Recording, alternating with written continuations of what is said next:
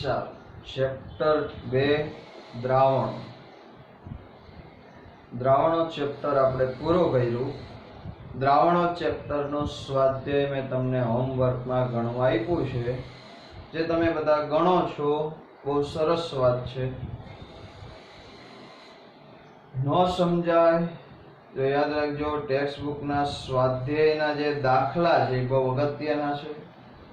હવે દાખલામાં ટેક્સ્ટ બુકમાં અણુભાર આપેલા નહીં હોય, પણ ચિંતા ન કરતા, પરીક્ષામાં તમને અણુભાર અથવા પરમાણુ ભાર આપ્યા હોય એમાંથી તમારે લઈ લેવાના। પણ અત્યારે તમે ઘરે ગણતા હોય, તમારી પાસે અમુક તત્વના પરમાણુ ભાર તમને ખબર ન હોય, તો તમે પરમાણુ ભાર 11માની ચોપડીમાંથી જોઈ શકો, અથવા મેં તમને પહેલા જ આ પાઠના લખાણ સંબંધિત પ્રશ્ન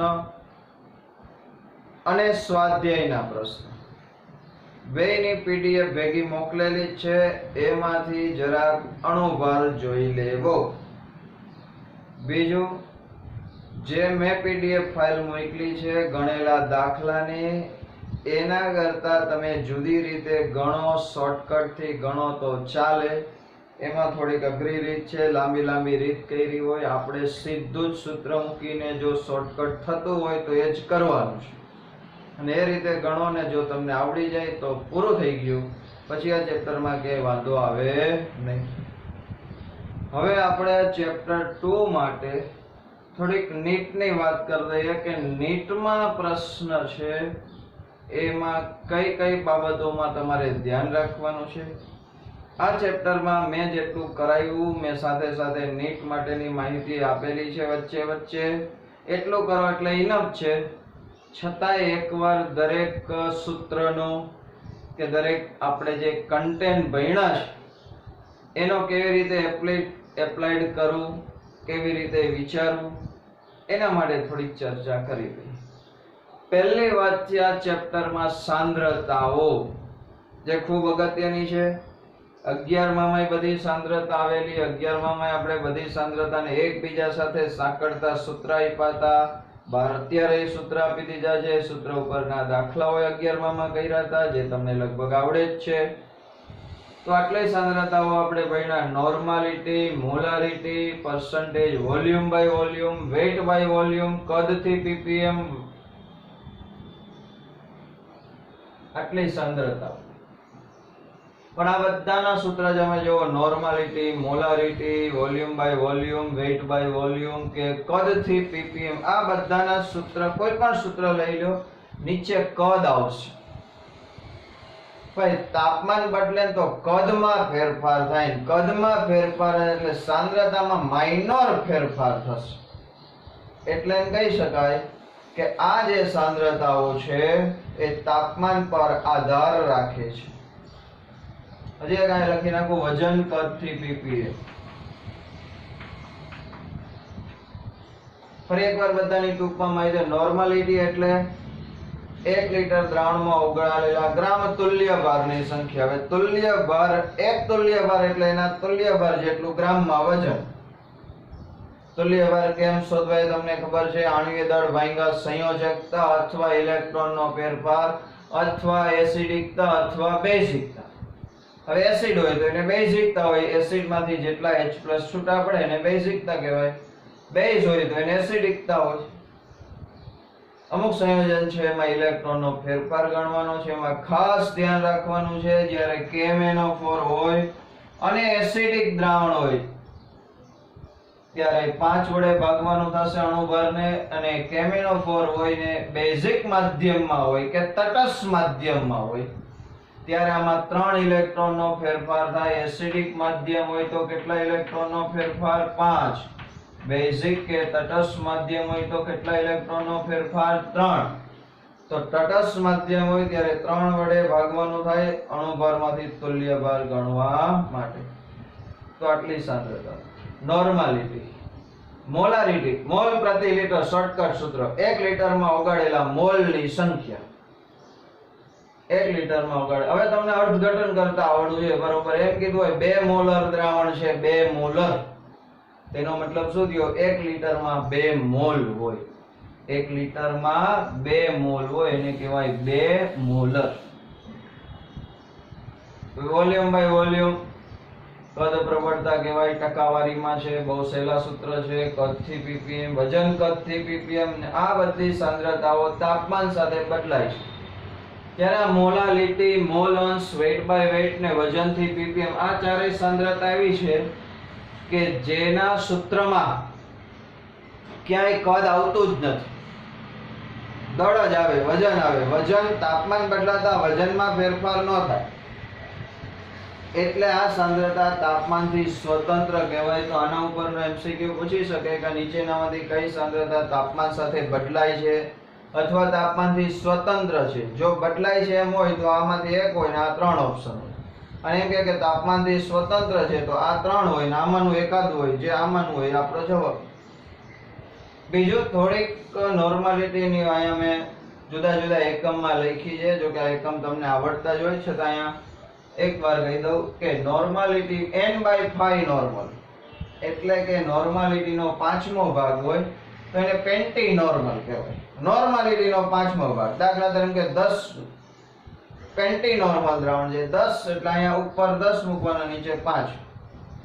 પેન્ટી નોર્મલ એટલે n/5. પેન્ટા નોર્મલ એટલે 5 નોર્મલ હોય એને પેન્ટા નોર્મલ કહેવાય. ધ્યાન રાખજો. સેન્ટી નોર્મલ એટલે નોર્માલિટીનો 100મો ભાગ. એ તો સેન્ટીમીટર હોય એની જે 100 એ ભાગવાનું છે. ડેસી નોર્મલ એટલે 10મો ભાગ. મિલી નોર્મલ એટલે નોર્માલિટીનો 1000મો ભાગ. ડેકા નોર્મલ એટલે નોર્માલિટી 10 ગણી નોર્માલિટી કરો એને ડેકા નોર્મલ કહેવાય. હેમી એટલે અડધું. હેમી એટલે અડધું તો નોર્માલિટીનું અડધું એટલે એને હેમી નોર્મલ કહેવાય. તો ઘણીવાર આ રીતે એકમોમાં ક્યાંક પ્રશ્ન પૂછ્યો હોય તો આપણને આટલો ખ્યાલ હોવો જોઈએ. 1-2 વાર વાંચ્યો એટલે બહુ સિમ્પલ છે, બહુ સહેલું છે, આવડી જેવું છે. આમાં કઈ અઘરું નથી. તો મહત્વની વાત, સાંદ્રતાનો એમસીક્યુ હોય તો એમાં આપણો માર્ક કપાવો ના જોઈએ. ગમે તે આડાવડા સૂત્ર હવે તમને બધા ફાવે છે અને એમસીક્યુ ની પ્રેક્ટિસ કરશો એટલે પણ શક્ય એટલું શોર્ટકટ સૂત્રથી વહેલામ વહેલી ગણતરી થાય એવો પ્રયત્ન કરવાનો છે. તો સાંદ્રતાઓ વિશે વધારે અત્યારે ચર્ચા નથી કરતો. જેમ જેમ તમે એમસીક્યુ સોલ્વ કરશો એમ જો કોઈ ડિફિકલ્ટી આવે તો પૂછજો એટલે આપણો જે નવા કઈ કોન્સેપ્ટ રહી ગયા હોય, કદાચ મારાથી રહી ગયા હોય તો એમાં આવી જશે. ચલો આ પાઠમાં ત્યાર પછી પહેલી જ વાત અગત્યની હેનરીનો નિયમ છે. વાયુની પ્રવાહીમાં દ્રાવ્યતા. હેનરીનો નિયમ કે વાયુની દ્રાવ્યતા વાયુના આંશિક દબાણના સમપ્રમાણમાં હોય. આમાં એક જ સૂત્ર છે P = kH × x. આ સૂત્ર ઉપરના MCQ નાના હોય. ફરી એકવાર કહી દઉં છું, હેનરી અચળાંક kH વધે તો x ઘટે, x ઘટે તો દ્રાવ્યતા ઘટે. બસ આટલું જ ધ્યાનમાં લેવાનું. અને kH ક્યારે વધે તો કે તાપમાન વધે. તાપમાન વધે તો kH વધે, kH વધે તો દ્રાવ્યતા ઘટે. હવે આમાં તમારે જુદા જુદા વાયુના હેનરી અચળાંકના મૂલ્ય ટેક્સ્ટબુકમાં કોષ્ટકમાં આપ્યા છે, કઈ ગોખવાના નથી. પણ તમને એમસીક્યુ એ રીતે પૂછી શકે કે કોઈ એક x વાયુ છે એનું 298 કેલ્વિન તાપમાને હેનરી અચળાંક kH નું મૂલ્ય 3 × 10⁻⁵ બાર છે.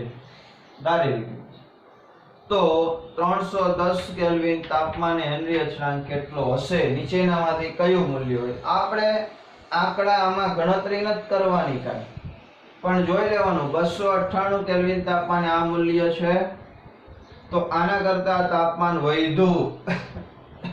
આટલું જોવાનું છે. શું વધ્યું? તાપમાન વધ્યું તો નીચેના જે 4 ઓપ્શન હોય એ 4 ઓપ્શનમાંથી આપને ખબર તાપમાન વધે તો હેનરી અચળાંક વધે. તો 4 ઓપ્શનમાંથી આના કરતા જે મૂલ્ય વધારે હોય આપણો જવાબ. તાપમાન વધે તો kH વધવું જોઈએ, અથવા એમ કીધું તાપમાન ઘટાડ્યું હોય તો kH ઘટે, એ આપણો જવાબ. બીજો આના ઉપરનો આલેખ છે સમજવાનો છે. બહુ સિમ્પલ વસ્તુ છે. આંશિક દબાણ P વિરુદ્ધ મોલન્સનો આલેખ છે. આલેખ છે અહીંથી આમ જ નીકળતા હશે. આ ધારો કે વાયુ A નો આલેખ છે, આ વાયુ B નો આલેખ છે, આ વાયુ C નો આલેખ છે. ત્રણ આલેખ છે. દાખલા તરીકે વાયુ A, વાયુ B અને વાયુ C. આવી રીતના એક આલેખ આપ્યો હોય અને એમ પૂછે આમાં A, B અને C વાયુની દ્રાવ્યતા છે એને ચડતા ક્રમમાં ગોઠવો. દ્રાવ્યતાને ચડતા ક્રમમાં ગોઠવવાની. કોની દ્રાવ્યતા? ત્રણ માંથી કયા વાયુની દ્રાવ્યતા વધારે છે? તો ત્રણેયમાં જો ભાઈ દબાણ વધતું જાય એમ મોલન્સ વધતા જાય છે. એટલે કે દરેક વાયુમાં જેમ દબાણ વધારશો એમ મોલન્સ વધે એટલે મોલ વધે, મોલ વધે તો દ્રાવ્યતા વધે, સ્વાભાવિક છે. પણ દરેકમાં કયામાં દ્રાવ્યતા વધારે છે? તો જો આમાં જેમ દબાણ વધારતો જાવ છો મોલન્સ વધે છે, પણ ગમે તે એક જગ્યાએ એક દબાણે અહીંથી આમ લીટો પાડી લેવાનો. આનો અહીંયા મોલન્સ આવ્યા, આના આટલા આવ્યા, આના આટલા. જોયું? તો વાયુ A ના મોલન્સ આટલા આવ્યા, વાયુ B ના મોલન્સ આટલા અને વાયુ C ના. ભાઈ એક સરખા દબાણે વાયુ A ના મોલન્સ છે ઓછા છે, વાયુ B ના વધારે છે, વાયુ C ના એનાથી વધારે છે. તો ભાઈ સરખા દબાણે જેના મોલન્સ વધારે છે એની દ્રાવ્યતા વધારે છે. તો જે આલેખમાં આમ હોય, ઢાળ ઓછો હોય, ભાઈ ઢાળ ઓછો, હવે તમે કેમ ખબર પડે ઢાળ વધારે છે કહો છો? ભાઈ અહીંથી બેહીને લપસ્યું ખાવાનું. આ લપસ્યું છે, આ લપસ્યું, ના લપસ્યું. કયા લપસ્યું પર બેહો તમે શું રૂટ કરતા વધારે ઝડપથી નીચે આવશો? તો કે એ વાળા લપસ. જેમાં ઝડપથી નીચે આવો એમાં ઢાળ વધારે છે, આમાં ઢાળ ઓછો. જેનો ઢાળ ઓછો એની દ્રાવ્યતા વધારે, જેનો ઢાળ વધારે એની દ્રાવ્યતા ઓછી. બીજું કહી દઉં, આ ત્રણેયમાં જેમ કે હેનરી અચળાંક KH ના મૂલ્ય ચડતા ક્રમમાં ગોઠવો. તો દરેક જેનો ઢાળ વધારે એનું KH નું મૂલ્ય વધારે, કારણ કે ઢાળ જ KH. તો આનો ઢાળ વધારે, આનું KH નું મૂલ્ય વધારે, આનું એના કરતા ઓછું, આના એનાથી ઓછું. તો જેમ KH નું મૂલ્ય ઘટે એમ દ્રાવ્યતા ઘટે. KH નું મૂલ્ય વધે, દ્રાવ્યતા વધે. આ પ્રકારેનું દ્રાવ્યતા માટેનો આલેખ દ્વારા પ્રશ્ન પૂછે તો એ સમજાય જો. ફરી એકવાર કહી દઉં છું, જેમ ઢાળ વધારે હજી આમ હોય તો એની દ્રાવ્યતા ઓછી થશે, જેમ ઢાળ ઓછો એમ દ્રાવ્યતા વધારે. તો આ થયું હેનરીના નિયમની ઉપયોગિતા ઉપરથી MCQ. આટલું આવડે એટલે કોઈ પણ MCQ. બીજું ટેક્સ્ટ બુકમાં નથી આપ્યું, હેનરીના નિયમની મર્યાદા છે. શું છે આ નિયમ? શું કે છે કે દબાણ વધે એમ દ્રાવ્યતા વધે છે, પણ એની મર્યાદા જૂની ચોપડીમાંથી. આ નિયમ દબાણની અમુક મર્યાદામાં જ લાગુ પડે છે. દબાણની અમુક મર્યાદામાં જ લાગુ પડે છે.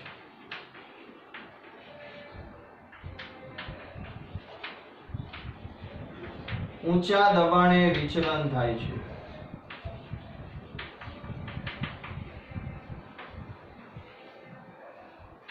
એનો મતલબ શું? કે આ સૂત્ર શું કહે છે? જેમ દબાણ વધારે જાવ મોલન્સ વધતા જાય એટલે દ્રાવ્યતા વધતી જાય. ભલે ધીમે ધીમે વધે, પણ ભાઈ આ એક બીકરમાં આપણે અમુક જથ્થાનો દ્રાવક લીધો હોય, ઉપરથી વાયુ છે દબાણ વધારતા જાવ, વધે જશે. ભાઈ એક સમય તો એમાં આવી જશે કે હવે વધારે વાયુ નથી ઓગળતો, પણ આ સૂત્રમાં એવું અટકવાનું તો ક્યાંય કીધું જ નથી. તમે એમ કીધું દબાણ વધારે જાવ એટલે દ્રાવ્યતા વધતી જાય. ભાઈ શરૂઆતમાં બરોબર છે, જેટલું દબાણ વધારશો એટલી જ દ્રાવ્યતા વધશે, પણ અમુક વધારે અહીંયા દ્રાવ્ય અણુઓ આવી જાય વાયુના, પછી તમે દબાણ વધારો છો તો દ્રાવ્યતા વધવી જોઈએ એટલી વધતી નથી. તો અમુક ઊંચા દબાણ પ્રાયોગિક રીતે તમે જે દબાણ દ્રાવ્યતા મેળવો અને આ સૂત્રમાં કિંમત મૂકીને મેળવો, એ બેમાં જવાબ જુદો હશે. સૂત્રમાં કિંમત મૂકશો એમાં દ્રાવ્યતા વધારે હશે અને પ્રાયોગિક રીતે દ્રાવ્યતા ઓછી હશે. એટલે એમ કીધું છે ઊંચા દબાણે શું થાય છે? વિચલન થાય છે. આ નિયમની બીજી મર્યાદા છે કે અહીંયા KH તાપમાનનું પરિબળ છે અને બીજું વાયુનો સ્વભાવનું પરિબળ છે. એટલે કે વાયુના સ્વભાવ પર આધારે. ભાઈ તો દરેક તાપમાને દરેક વાયુ માટે એક સરખું KH નું મૂલ્ય રહેતું નથી. ભાઈ તાપમાન બદલી જાય તો KH નું મૂલ્ય બદલી જશે, KH નું મૂલ્ય બદલી જશે તો દ્રાવ્યતા બદલી જશે. આ એક મર્યાદા છે. ત્રીજો, આ નિયમ એવા જ વાયુને લાગુ પડે કે જે વાયુ સુયોજન કે વિયોજન થતું ન હોય. એટલે કે અંદર દ્રાવણની અંદર દ્રાવણ બન્યા પછી વાયુના અણુ એકબીજા સાથે જોડાવાય ન જોઈએ કે વાયુના અંદર કટકાઈ થવા જોઈએ નહીં, એને જ લાગુ પડે. અને ચોથું, આ નિયમ એવા જ વાયુને લાગુ પડે કે જે વાયુ દ્રાવક સાથે પ્રક્રિયા કરતો ન હોય એવા વાયુને જ આ નિયમ લાગુ પડે. કે અંદર જઈને વાયુ છે એ પ્રવાહી હારે જોડાઈ જાય અને કંઈક નવું સંયોજન બની જાય તો પછી આપણે દબાણ ઘટાડીએ ત્યારે વાયુ બહાર આવવો જોઈએ, ન આવે, કારણ કે તો અંદર સંયોજન બનીને ગોઠવાઈ ગયો. હવે દબાણ ઘટાડો તો પાછો બહાર આવવો જોઈએ, આવે નહીં. એટલે આ નિયમ કોને લાગુ પડે કે એવો વાયુ કે જે દ્રાવક સાથે કોઈ સંયોજન બનાવતો ન હોય. દાખલા તરીકે ઓક્સિજન વાયુ પાણીમાં નાખો કઈ સંયોજન ન બને, નાઇટ્રોજન ને પાણીમાં નાખો કઈ સંયોજન ન બને, પણ એમોનિયા ને પાણીમાં નાખો તો NH4OH બની જાય. ધ્યાન રાખજો, એમોનિયા પાણીમાં નાખો શું બને? NH4OH. તો એને આ નિયમ લાગુ પડે નહીં. તો આ થઈ હેનરીના નિયમની મર્યાદા. ફરી એકવાર કહી દઉં છું, ટેક્સ્ટ બુકમાં નથી, ખાલી જૂની બુકમાં હતું, એટલે નીટમાં યાદ રાખી લઈએ થોડું કે નીચા દબાણે લાગુ પડે, ઊંચા દબાણે વિચલન થાય છે. બીજું, KH નું મૂલ્ય તાપમાનનો સ્વભાવ છે અને વાયુના સ્વભાવ પર આધાર રાખે એ મર્યાદા છે. દ્રાવ્ય છે એકબીજા સાથે જોડાઈ પણ ન જતા હોવા જોઈએ કે એમાંથી ટુકડાઈ ન થતા હોવા જોઈએ. અને છેલ્લું, વાયુ દ્રાવ્ય દ્રાવક સાથે પ્રક્રિયા કરતો ન હોય એને જ આ નિયમ લાગુ પડે છે. તો હેનરીના નિયમમાં આટલી વિશેષ વાત છે.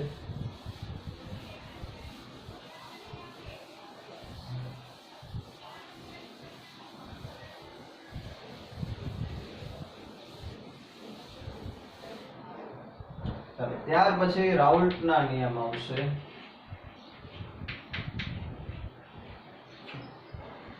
ભાઈ રાઉલ્ટના નિયમ પહેલા બે બાષ્પશીલ દ્રાવક અને બાષ્પશીલ દ્રાવ્ય, એટલે કે દ્રાવક અને દ્રાવ્ય બે બાષ્પશીલ છે, એટલે કે બે પ્રવાહી છે, બેયની બાષ્પ બને છે. એના માટે આપણે સૂત્ર તાર્યું હતું, ગમે તે એક સૂત્ર યાદ રાખો એટલે ચાલે. P કુલ બરાબર P1 વત્તા P2. P1 એટલે P10 into x1 વત્તા P20 into x2. પછી ઓલા x1 ની જગ્યાએ x2 1 minus x2 મૂકો ને બે સૂત્ર બને. ત્રણ સૂત્ર છે, ગમે તે સૂત્ર મૂકીને સીધો દાખલો ગણી શકાય. પણ મહત્વનું છે આ સૂત્ર, આના માટેનો જે આલેખ હતો, આલેખ ફરીથી એકવાર સમજી લેજો.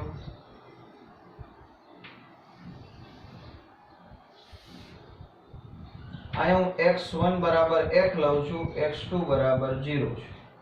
અહીંયા હું x1 બરાબર 0 લઉં છું તો x2 બરાબર 0 છે. અહીંયા P1 0 કહું. બાષ્પ દબાણ વિરુદ્ધ મોલ અંશનો આલેખ છે, બરોબર ધ્યાન આપજો. આમથી આમ જાવ એટલે કોના મોલ અંશ વધે? તો કે x2 ના 0 છે, આમાં જતા જતા 1 થાય એટલે કોના મોલ અંશ વધે? આમથી આમ આવો તો કોના મોલ અંશ વધે? તો કે x1. અહીંયા P20, P1 0 કરતા P2 0 ઊંચું રાખ્યું છે, એનો મતલબ કે P1 0 એટલે કે x ઘટક 1 વધુ બાષ્પશીલ છે, ઘટક 2 છે ઓછો બાષ્પશીલ છે. હવે આના આલેખ આમ હતા. આ છે P1, આલેખ છે P2 નો છે. P1 એટલે P10 into x1, P2 એટલે P20 into x2. અને આ બે છે એનાથી મળે P કુલ એટલે P1 વત્તા P2. બસ આ આલેખ આવડે. આ આલેખ કયા મુજબ ઘટે છે તો કે કયું સૂત્ર મૂકવાનું P1 બરાબર P10 into x1. આમ જાઓ એટલે કે આમ આયલા જાઓ x1 ના મોલન્સ એક હતા પણ આમ આયલા જાઓ એટલે x1 ના મોલન્સ ઘટતા જાય. x1 ઘટતું જાય એટલે P1 ઘટતું જાય.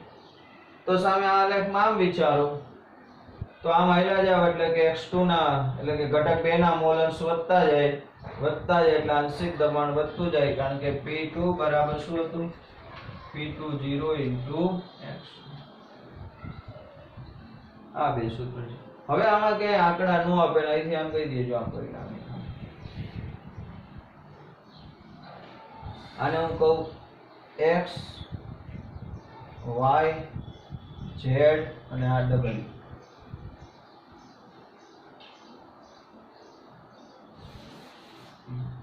x y z આ બિંદુ શું છે x આ બિંદુ પર.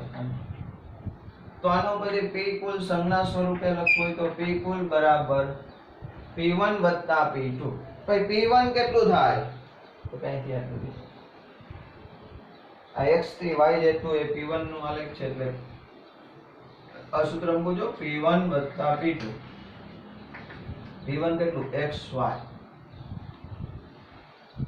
P2 કેટલું તો કે x થી z. અહીંયા P2 દબાણ છે તો આ ઊંચાઈ લઈ લો xz. અને આ P કુલ એટલે xw. તો શું થઈ ગયું xw બરાબર xy વત્તા zx. આવી કોઈ પણ સંજ્ઞા હોય એના ઉપરનો MCQ એકવાર નીટમાં પૂછાઈ ગયો છે. આવી સંજ્ઞાઓ આવી. હવે અહીંથી દાખલા તરીકે હું અહીંયા a રાખી દઉં અને અહીંયા b રાખી દઉં તો x એ કોના મોલન્સ થાય વિચારો. x એ કોના મોલન્સ થાય x એ કોના મોલન્સ થાય આટલેથી આટલા કોના મોલ. તો કે જો અહીંયા x2 ના 0 છે અહીંથી આમ પહોંચો એટલે x2 ના વધતા જાય તો x એ x2 ના મોલન્સ થાય અને xb કોના મોલન્સ થાય અહીંથી આટલા. તો કે x1 ના અહીંયા 0 છે આમ આવો એટલે અહીંયા સુધી પહોંચે એટલે આ કોના મોલન્સ થયા x1. બેનો સરવાળો તો એક જ થાય. તો એ મુજબનો આલે MC આમાં મૂકવાની કિંમત થાય આમાં કોઈ આલે ઘણી વાર આ ન હોય તો અહીંયા હું સંજ્ઞા મૂકી દઉં s અહીંયા સંજ્ઞા મૂકી દઉં t.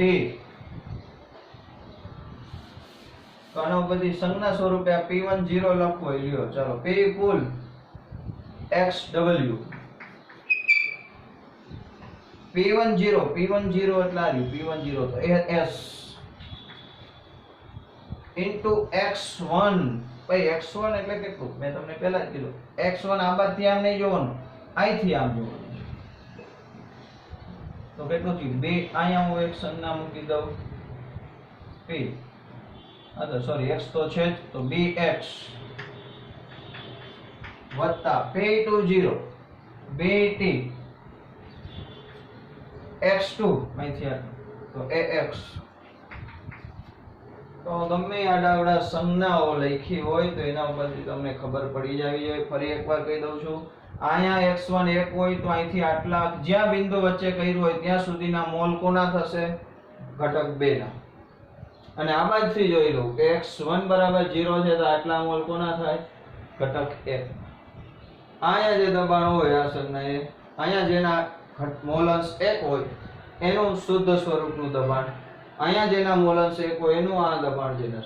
ફરી એકવાર કહેવાનું છે કે દ્રાવણનું કુલ દબાણ એ જેનું શુદ્ધનું દબાણ જે હોય એના કરતા વધારે હોય અને જેનું વધારે હોય એના કરતા ઓછું હોય આનાથી નીચે નો આવે આનાથી ઉપર નો જાય. એટલે આપણા દાખલાનો જવાબ સાચો છે ખોટો એ P1 અને P2 P10 શુદ્ધ ઘટક એનું બાષ્પ દબાણ ને P20 એટલે શુદ્ધ ઘટક બેનું બાષ્પ દબાણ એ બેમાં જેનું વધારે છે એના કરતા દ્રાવણનું કુલ દબાણ ઓછું હોય અને જેનું બાષ્પ દબાણ ઓછું છે એના કરતા કુલ દબાણ વધારે હોય.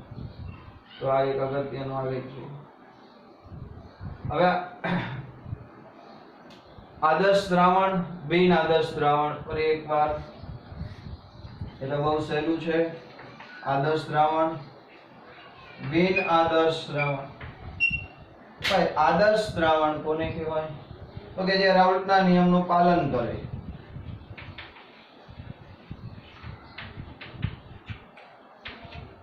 આદર્શ દ્રાવણ માટે એન્થાલ્પીનો ફેરફાર 0 હોય. આદર્શ દ્રાવણ માટે કદનો ફેરફાર 0 હોય. તેને કહેવાય આ લેખ આદર્શ દ્રાવણ છે. બિન આદર્શ દ્રાવણ તો જેમાં રાઉલ્ટના નિયમનું પાલન થતું નથી. કદનો ડેલ્ટા H 0 તો ન જ હોય, કા વધારે કા not equal to delta V not equal to 0. તો આદર્શ દ્રાવણ અને બિન આદર્શ દ્રાવણ. તો હવે બિન આદર્શ દ્રાવણમાં આલેખ આવ્યા હતા આપણે બે.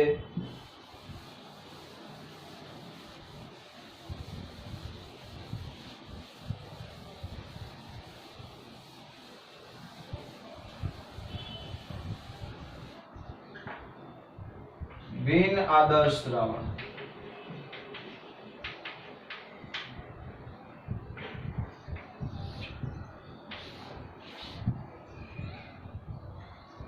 આને ઊંચું રાખ્યું તો આને નીચું રાખ્યું. ચલો અહીંયા x2 બરાબર 1 લઉં ને x1 બરાબર 0 લઉં. આડું અવડું ગમે એમ લઈએ કે x1 બરાબર 1 અને x2 બરાબર 0. આદર્શ પરિસ્થિતિ હોત તો આ રીતે આલેખ આવે. આદર્શ પરિસ્થિતિ હોત તોની વાત છે. ડોટેડ લાઈન આદર્શ પરિસ્થિતિ. પણ બિન આદર્શ દ્રાવણ છે એમાં બે પ્રકારનું વિચલન, ધન વિચલન અને બીજું ઋણ વિચલન. ધન વિચલન એટલે શું? તો કે આલેખ હોવા જોઈએ ને એના કરતા બધા ઉપર જવા દેવાના.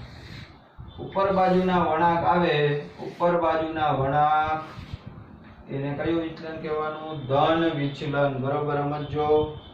કેમ? તો કે બાષ્પ બનવી જોઈએ એના કરતા વધારે બને. ક્યારે વધારે બને? તો કે પહેલી વાર ડેલ્ટા H ગ્રેટર ધેન 0 હોય ધન વિચલન માટે, delta V greater than 0, A અને B વચ્ચેનું આકર્ષણ હોય એના કરતા AB આકર્ષણ બળ ઓછું હોય. કેવું હોય? ઓછું. એટલે કદ થોડુંક વધે. કદ વધે એટલે ઝડપથી બાષ્પ બને. ઝડપથી બાષ્પ બને બાષ્પ દબાણ હોવું જોઈએ એના કરતા થોડુંક વધારે આવે. એને કેવું વિચલન કહેવાય? ધન વિચલન. ઋણ વિચલનમાં આમાં સમજાવી દઉં છું. ઋણ વિચલનમાં આલેખ નીચેની તરફ જશે. બધા આલેખ નીચેની તરફ જાય. ધનમાં ઉપર તરફ ગયા હતા, ઋણમાં નીચે તરફ વક્ર વળે. તો ઋણ વિચલન માટે ડેલ્ટા H લેસ ધેન 0 હોય, ડેલ્ટા V લેસ ધેન 0 હોય, A અને B કરતા નવું આકર્ષણ બળ AB વધુ હોય. તો બાષ્પ ઓછી બને. બાષ્પ ઓછી બને એટલે બાષ્પ દબાણ ઓછું રહેશે. તો આને કહેવાય ઋણ વિચલન અને ધન વિચલન. એના ઉદાહરણ જે ટેક્સ્ટ બુકમાં જેટલા યાદ રાખો એટલે ઇનફ. બહુ વધારે યાદ રાખવાની જરૂર નથી. ચાલો ત્યાર પછી મહત્વની વાત એઝિયોટ્રોપિક મિશ્રણ. એઝિયોટ્રોપિક મિશ્રણ એવું બે ઘટક અથવા બે પ્રવાહીનું ચોક્કસ પ્રમાણમાં બનેલું મિશ્રણ કે બે ઘટક હોવા છતાં એક જ તાપમાને ઉકળે છે. એક જ તાપમાને ઉકળે એને કહેવાય એઝિયોટ્રોપિક મિશ્રણ. એક જ તાપમાને ઉકળે છે. બે પદાર્થ હોય તો સામાન્ય રીતે બે જુદા જુદા તાપમાને બાષ્પ બનવી જોઈએ, પણ યોગ્ય પ્રમાણમાં બનેલું મિશ્રણ હોય તો એક જ તાપમાને. એને કહેવાય એઝિયોટ્રોપિક મિશ્રણ. મહત્તમ ઉત્કલન એઝિયોટ્રોપ અને ન્યૂનતમ ઉત્કલન એઝિયોટ્રોપ. ઉત્કલન બિંદુ હોવું જોઈએ એના કરતા ઓછું એને ન્યૂનતમ કહેવાય. હોવું જોઈએ એના કરતા વધારે એને મહત્તમ. હોવું જોઈએ એના કરતા ઓછું ક્યારે આવે? તો કે જ્યારે રાઉલ્ટના નિયમથી મહત્તમ ધન વિચલન હોય. યાદ રાખજો, ન્યૂનતમ માટે ધન વિચલન, મહત્તમ માટે ઋણ વિચલન. યાદ રાખજો, ન્યૂનતમ વાળા માટે ધન વિચલન, મહત્તમ વાળા માટે ઋણ વિચલન. તો કે જે દ્રાવણ રાઉલ્ટના નિયમથી વધારે ધન વિચલન ધરાવતું હોય એનું ઉત્કલન બિંદુ હોવું જોઈએ એના કરતા ઓછું હોય, કારણ કે વધુ બાષ્પ બની જાય છે. ઝડપથી એકવાર દબાણ આવી જાય એટલે ઉત્કલન બિંદુ આવી ગયું. અને જે રાઉટના નિયમથી વધુ ઋણ વિચલન ધરાવતું હોય, વધુ પાછું ઋણ વિચલન, તો એને એક વાતાવરણ દબાણે પહોંચાડવા માટે વધારે ગરમ કરવું પડશે, એટલે એને કહેવાય મહત્તમ ઉત્કલન એઝિયોટ્રોપ. તો આ થયું. બે પ્રવાહી હોય, દ્રાવ્ય અને દ્રાવક બે પ્રવાહી હોય ત્યારે રાઉલ્ટના નિયમની વાત છે.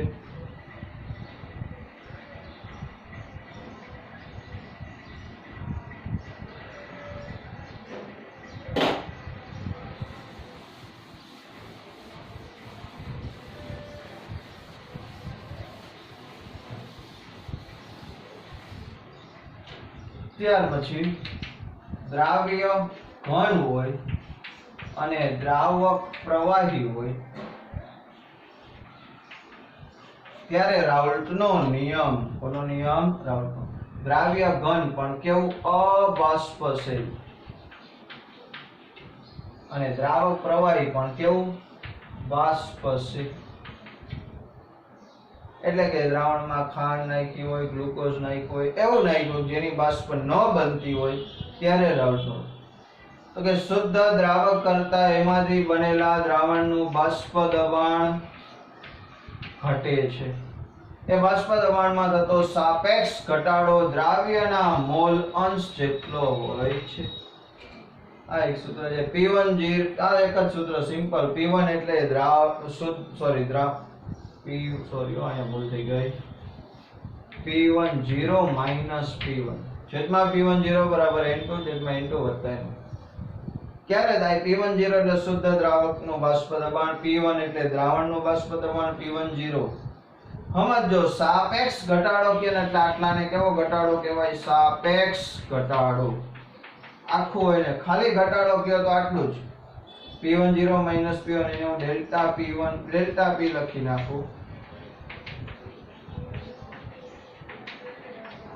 તો અહીંયા ડેલ્ટા P એટલે ખાલી ઘટાડો. બાષ્પ દબાણનો ખાલી ઘટાડો પૂછે તો ડેલ્ટા P શોધવાનું. સાપેક્ષ ઘટાડો પૂછે તો એ કોના બરાબર હોય? દ્રાવ્યના મોલંશ બરાબર. કોના બરાબર હોય? દ્રાવ્યના મોલંશ બરાબર. તો એક સિમ્પલ સૂત્ર છે. આ સૂત્રનો ઉપયોગ કરીને ગમે દાખલો ગણી શકાય. સમજો ઘણીવાર તમને શુદ્ધ દ્રાવક પાણી આપ્યું હોય તો એનું બાષ્પ દબાણ નહીં આપે, પણ એમ કીધું હોય રકમમાં કે 100°C તાપમાન છે. 100°C તાપમાને પાણીનું ઉત્કલન બિંદુ છે. પાણીના ઉત્કલન બિંદુ એનું દબાણ કેટલું લઈ લેવાનું? 1 વાતાવરણ. તો ઘણીવાર P10 એમ ન કહે કે શુદ્ધ દ્રાવકનું બાષ્પ દબાણ આટલું છે, તો ત્યારે તમને રકમમાં તાપમાન આપ્યું હોય. તાપમાન લગભગ 100°C હોય. 100°C એટલે પાણીનું ઉત્કલન બિંદુ થયું. ઉત્કલન બિંદુ એ બાષ્પ દબાણ કેટલું હોય? 1 વાતાવરણ. હવે આમાં N2 ને અવગણવાની વાત ક્યારે આવે? તો કે જ્યારે મંદ દ્રાવણ હોય તો નીચેના N2 ને અવગણી નાખો તો એપ્રોક્સિમેટ N2/N1. અને ન અવગણવા હોય તો આટલું યાદ રાખજો. NCERT બુક રેફરન્સ બુકોમાં સૂત્ર છે P10 P1 છેદમાં P1 બરાબર N2/N1. આ સૂત્ર ક્યારે આવે? આ ક્યારે આવે? આના ઉપરથી બનાવો તો આ P10 P1 છેદમાં P10 બરાબર N2/N1. આ અવગણી નાખો ત્યારે, ના નો અવગણો તો ત્યારે. મંદ દ્રાવણ હોય તો સીધો આ મૂકી દેવાય. પણ જો મંદ દ્રાવણ એટલે ક્યારે કે 1000 ગ્રામ આજુબાજુ દ્રાવક હોય અને એને 2-5 ગ્રામ દ્રાવ્ય હોય તો એ મંદ દ્રાવણ કહેવાય. તો એમાં આપણે અવગણ. પણ આપણે જ્યારે બોર્ડનો પેપર હોય, ગુજકેટનો પેપર હોય, એમાં આપણે આ સૂત્ર વાપરવાનું. આ સૂત્ર એમાં આવતું જ નથી. આ માત્ર નેટ વખતે ધ્યાનમાં લેવાનું છે. તો બે જુદા જુદા બાષ્પ દબાણ થયા. બીજું એક સૂત્ર આપી દઉં છું એક્સ્ટ્રા કે log P2/P1 બરાબર ડેલ્ટા H/2.303R 1/T1 1/T2. આ એક સૂત્ર છે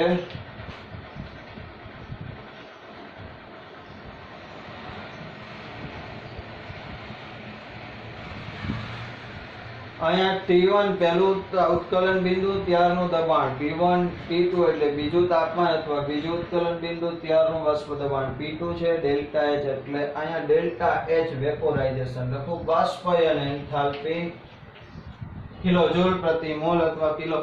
R તમે કેલરીમાં લ્યો તો અહીંયા કેલરીમાં મૂલ્ય મૂકવાનું. R જો તમે જૂલમાં લ્યો તો ડેલ્ટા H નું મૂલ્ય શેમાં મૂકવાનું? જૂલમાં.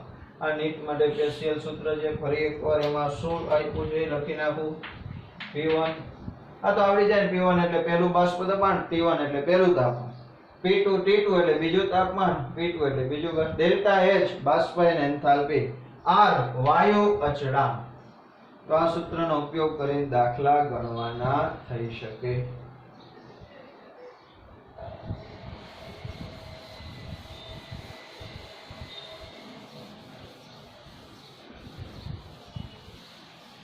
ત્યાર પછી ઉત્કલન બિંદુમાં ઉને ડેલ્ટા ટીબી. ડેલ્ટા ટીબી નું સૂત્ર યાદ રાખવાનું. TB minus TB 0. Delta TB વાળું બીજું સૂત્ર હતું ડેલ્ટા ટીબી બરાબર કેબી ઇન્ટુ મોલાલિટી. તો ડેલ્ટા ટીબી બરાબર કેબી મોલાલિટી એટલે 1000 ગુણ્યા દ્રાવ્યનું વજન છેદમાં આણ્વીય દળ ગુણ્યા દ્રાવકનું વજન. આ એક સૂત્ર. આવું નવ ડેલ્ટા ટીબી ટીએફ બરાબર ઠાર બિંદુમાં આવને ડેલ્ટા ટીએફ 0 માઈનસ ટીએફ થશે. તો આના કરતા આમાં ઉલટું આવશે, યાદ રાખજો. બીજું ડેલ્ટા ટીએફ બરાબર કેએફ ઇન્ટુ મોલાલિટી.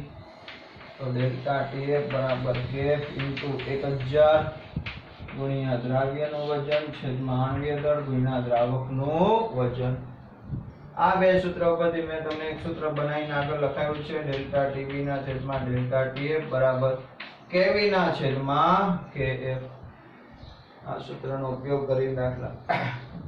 પાણી માટે યાદ રાખી લેવાનું. પાણી માટે કેવી છે 0.52 અને કેએફ છે 1.86.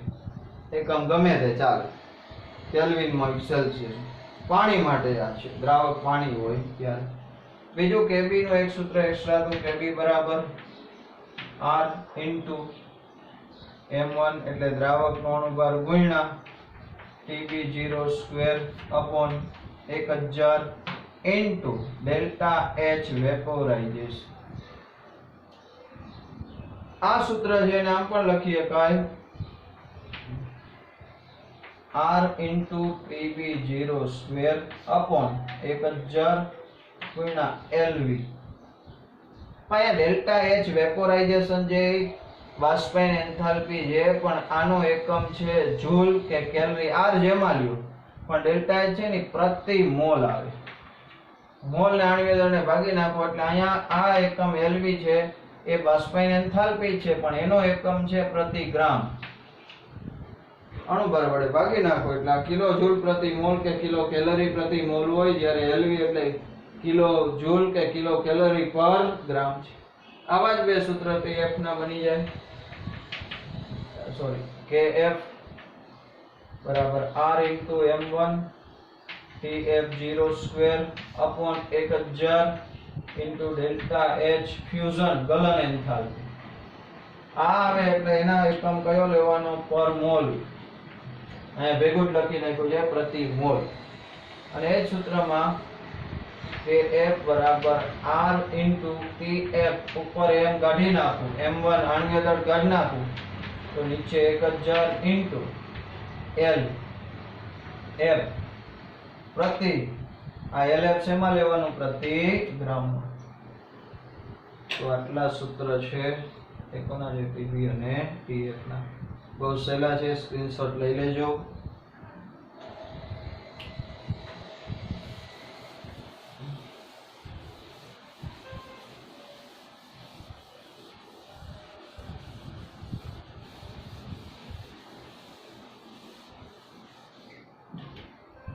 ત્યાર પછી અભિસરણ દબાણ પાઈ બરાબર CRT સૂત્ર લેવાનું અથવા પાઈ બરાબર WRT upon MV લેવાનું અથવા પાઈ બરાબર NRT upon V લેવાનું. તમે તે સૂત્ર વાપરી શકાય. પણ આને આમ લખીએ કે પાઈ 1 v1 વત્તા પાઈ 2 v2 બરાબર પાઈ 3 v1 વત્તા v2. અભિસરણ દબાણ સરખા હોય તો આવા બે સૂત્ર હોય કે આવા બે સૂત્ર હોય કે આવા બે સૂત્ર એને એકબીજા સાથે સરખાવી શકાય. અભિસરણ દબાણમાં બહુ બધા આટલું જ મહત્વનું. છેલ્લી મહત્વની વાત કરવી છે આપણે. અભિસરણ દબાણનું એક એક્સ્ટ્રા સૂત્ર આપી દઉં છું, લખી લેજો. પાઈ બરાબર p0 માઈનસ p છેદમાં p0 એટલે કે p10 p1 p1. આ બનાવેલું સૂત્ર છે dRT upon n, sorry dRT upon n.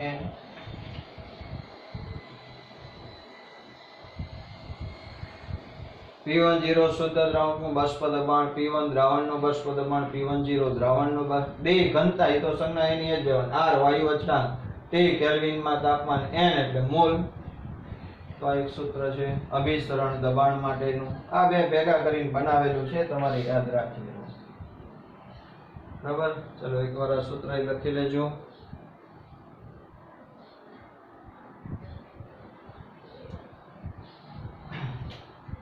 ત્યાર પછી મહત્વની વાત છે સંખ્યાત્મક ગુણધર્મ.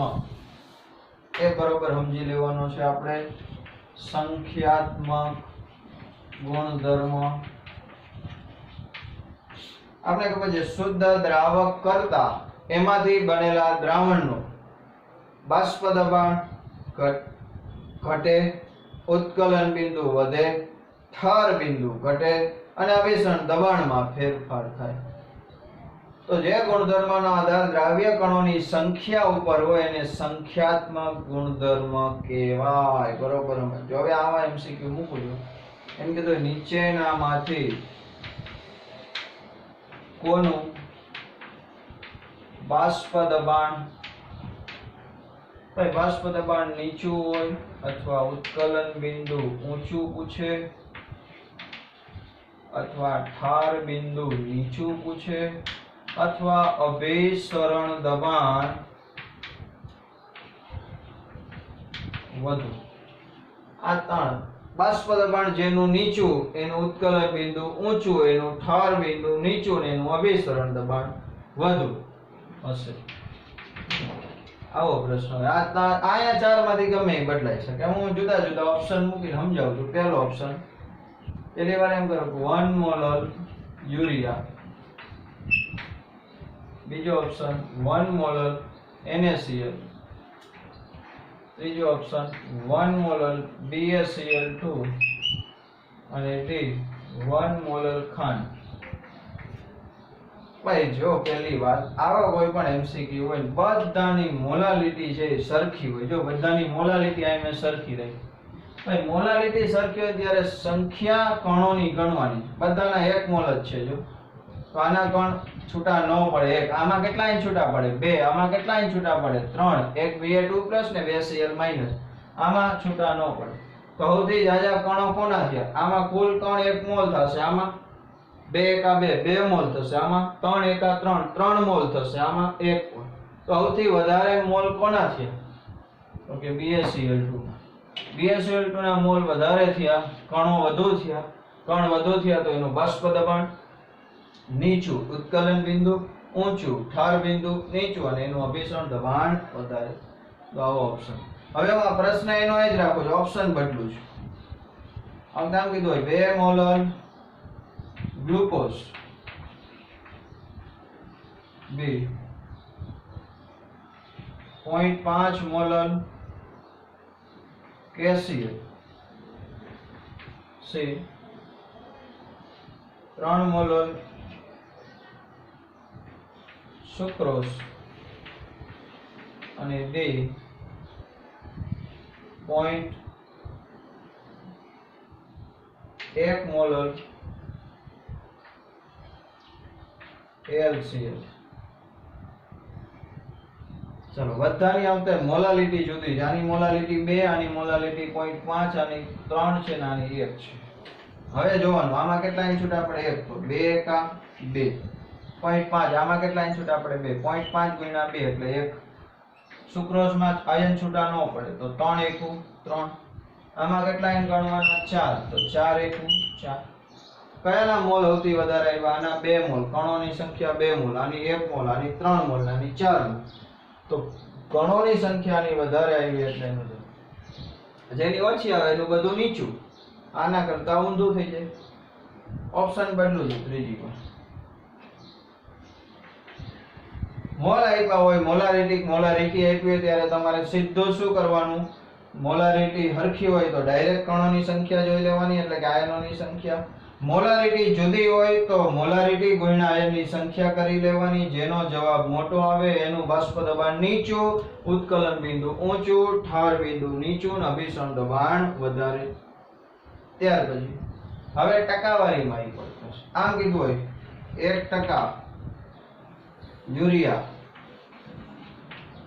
બી ઓપ્શન 1% ગ્લુકોઝ, સી ઓપ્શન 1% ખાંડનું દ્રાવણ અને ડી ઓપ્શન 1% ફ્રુક્ટોઝનું દ્રાવણ. પણ ટકાવારી આપી છે, ડાયરેક્ટ મોલ આપ્યા નથી. તો તમારે ઝડપથી કેમ ગણવું? તો કે યુરિયાનો અણુભાર કેટલો? 60, ગ્લુકોઝનો અણુભાર 180, ખાંડનો અણુભાર 342, ફ્રુક્ટોઝનો અણુભાર 180. ટકા આપ્યા હોય, ટકા, તો તમારે મોલ ગણવા હોય તો ટકા એટલે દળ છે. તો આની અંદર 1 ગ્રામ 100 ગ્રામ દ્રાવણ હશે, એમાં 1 ગ્રામ યુરિયામાં 1 ગ્રામ ગ્લુકોઝ, આમાં 1 ગ્રામમાં બધાના ટકા હરખા છે તો સીધું ટકા ભાંગ્યા 60 અણુભાર કરી લેવાનો. ટકા ભાંગ્યા અણુભાર, ટકા કેટલા છે? 1 ભાંગ્યા 100, અહીંયા 1 ભાંગ્યા 342, અહીંયા 1 ભાંગ્યા 180.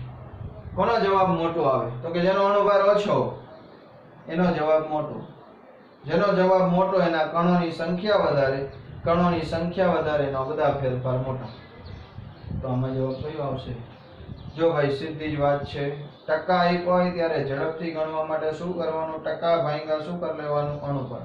અહીંયા ટકા મેં હરખા આપ્યા. ટકા જુદા હોય તો 2 હોય તો જેટલા ટકાવારી હોય એટલા વડે ગણવાનું. દાખલા તરીકે અહીંયા હું 2% કરું તો 2 ભાંગ્યા 180 તોય 90, 1 ભાંગ્યા 60, 2 ભાંગ્યા 180, ટકા જેટલા હોય એના વડે ભાગી.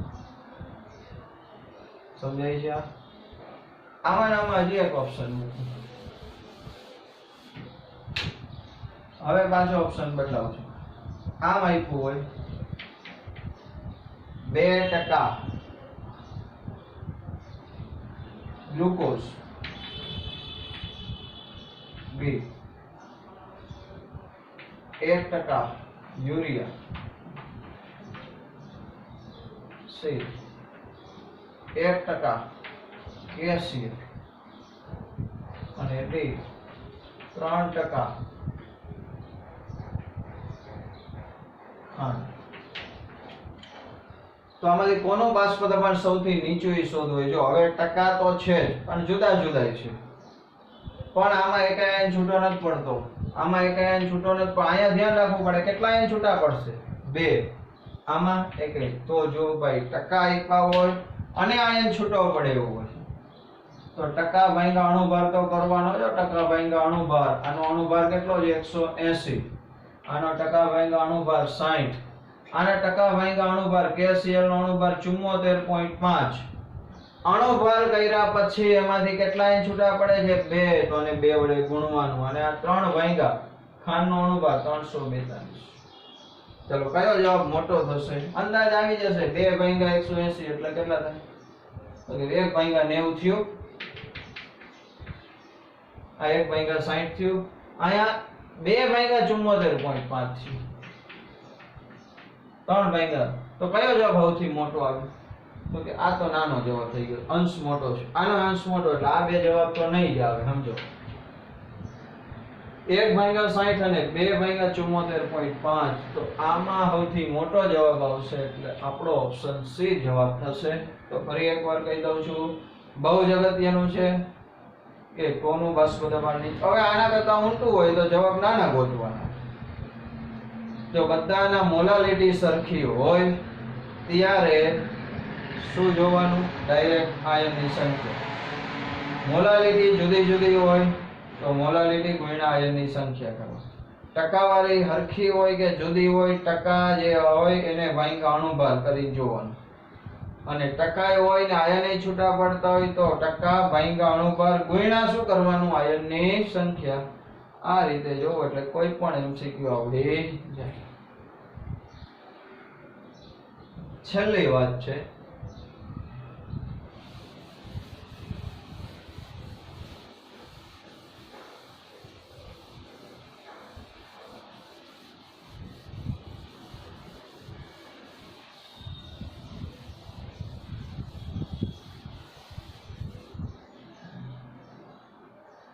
ઘણી વાર આવો ઓપ્શન, નીચેનામાંથી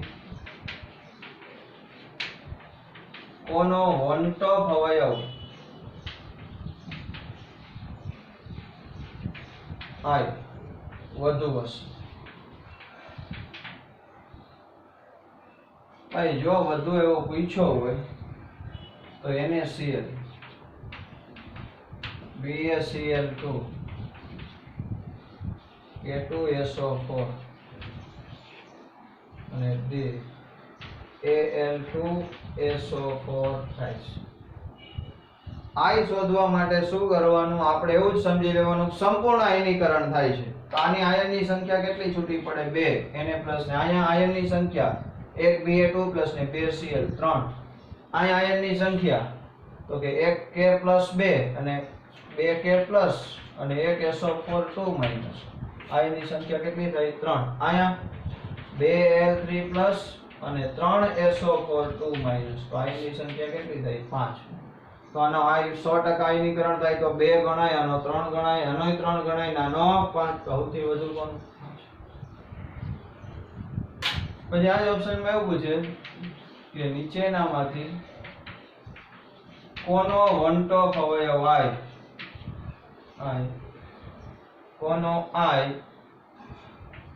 BaCl2 અથવા સોરી આપણે આમ K4FeCN6 ને સમાન હશે, લગભગ સમાન હશે એવો ઓપ્શન. આને આ પ્રશ્ન બદલાય, નીચેનામાંથી કોનો આય K4FeCN6 ને સમાન હોય તો આપણે જોઈ લેવાનું K4FeCN6 માંથી કેટલા આયન છૂટા પડે.